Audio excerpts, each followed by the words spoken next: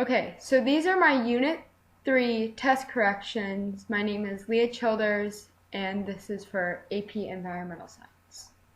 The first question that I missed was about irrigation. It asked which irrigation was the most effective. Flood irrigation is the most effective, and it's the least expensive. I found this information in my irrigation notes. This is what flood irrigation looks like. As you can see, the crops are completely flooded with water. It's the most of the water is wasted in this type of irrigation. Question 15 asked, provides 80% of the world's food supply. I think I got this question wrong because I misread it, but the correct answer is C, industrialized agriculture.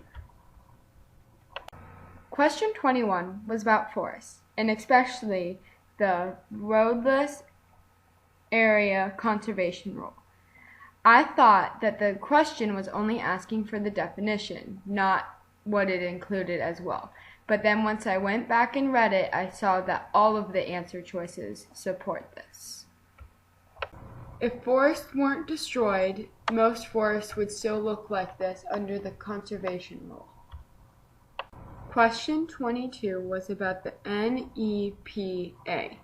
It created both the EPA and it required the environmental impact. There were environmental impact statements.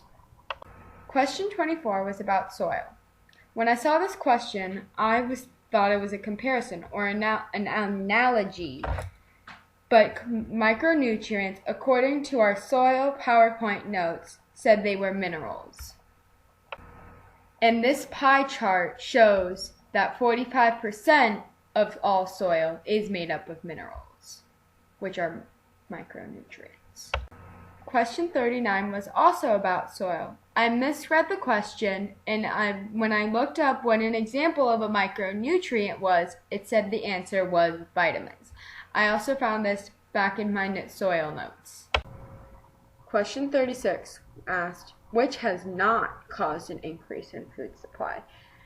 The correct choice was choice B, the use of organic farming. That would increase it. It would not, I switched it. Question 37 was asking about the types of agriculture in developing country. I did think that plantation agriculture was correct, but it's also correct for traditional subsistence agricultures because that was in my notes. Question 39 was about GMOs. GMOs, after 5 to 10 years, the disease doesn't really decrease. This was not in the Harvest of Fear video. This is why this is the correct answer. Question 41 was asking about integrated pest management.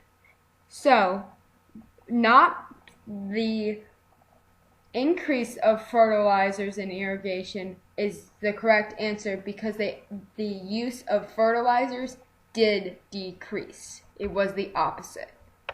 Question number 48 was about soil.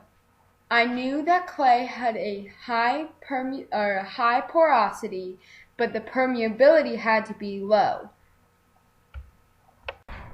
This is what clay looks like. As you can see, it goes with what the previous slide said.